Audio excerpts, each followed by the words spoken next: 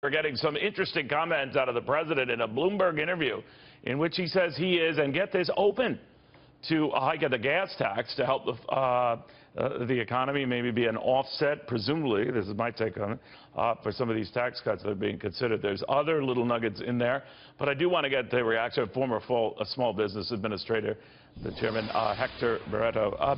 Chairman, on just that, I know I'm hitting you blindside with that, and I apologize because I'm just learning it myself.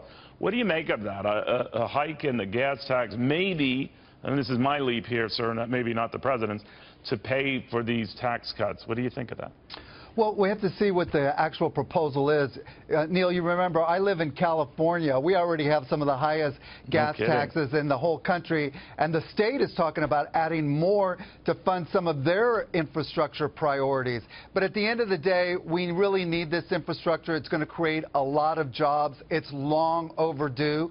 And what I need to see is how it affects the small businesses, because they can't really afford to pay a lot more for their operations. You know, it's not what you make, it's what you keep. And if we keep raising taxes, no matter where they're from, that affects their bottom line and it affects the economy. All right, to follow up on this a little bit more, the president said that he is willing to lose provisions of his tax plan in negotiations with Congress, but he refused to specify which parts he would be willing to toss out. He also repeated his call for a reciprocal tax aimed at imposing new levies on imports that would match the rates that each country charges U.S. exports.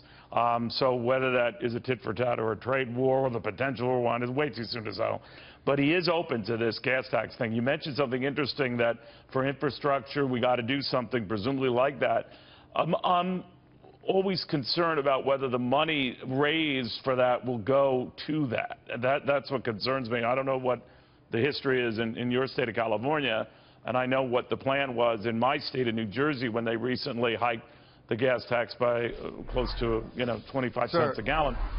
I don't know if it's going to roads and bridges. I hope it is. That was the intention, but I've learned in these things that doesn't always happen. Well, it has to be there, and that's one of the reasons that people look at these things warily, because oftentimes they're told, we're just going to have this tax for a little while, and then it's going to go away, and it's going to go to all these great things, and the great things don't happen, and the tax never goes away. But, Hector, does anyone monitor this to make sure? I mean, I remember with any funding you gave Social Security, it was put in a lockbox. Then I discovered that there's no lock. There's not even a box. There are IOUs for Social Security that other programs are bleeding dry. And that's what leads to some people questioning the long-term funding of Social Security. I veer off a little bit to make the point, how do you know those raised monies are going to their intended purpose? Who polices that? Well, in this case, I think it's going to be the president, and that's an area that I think a lot of people are confident that he will be looking at. You know, he was a builder. He needed to bring things in on time and on budget, and he pays very keen attention to this. Believe me, if something like this goes through, he's going to be monitoring it, making sure that money does go for those projects, because it's his administration and his reputation that's going to be on the line. All right, you mentioned that, and I know in this interview he's doing with Bloomberg, again, we're getting dribs and drabs out, so I apologize for that, Hector, but he referred to the fact that everything is a starting point. And I understand how negotiations work. I know the art of the deal. I know he goes about his deal-making to always keep those who think they know what you're thinking, sort of unaware. So maybe he's ready to surprise folks advocating tax increases to pay for tax cuts.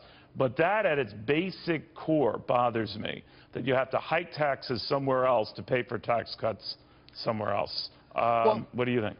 Well, at the end of the day, and I think what you've seen already is that, he can't do these things unilaterally, and he's got partners that he's got to negotiate with.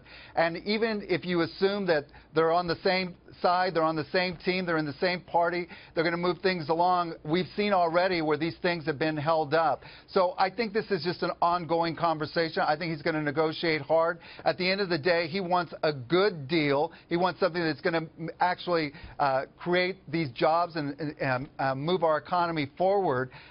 So, I think we got to wait and see. I mean, I do think that a lot of these things that are being said are the beginning of a negotiation. The president has told us many times that that's an area that he is very, very strong in, and now he's going to have to work with his partners on the other side of the aisle. Unfortunately, we're not seeing a lot of Democrats wanting to work with him, even on things like infrastructure. I hope that changes. Yeah, no, I hear you. Very early goings on here, so thanks for reacting to some of these latest news developments. Hector Barreto,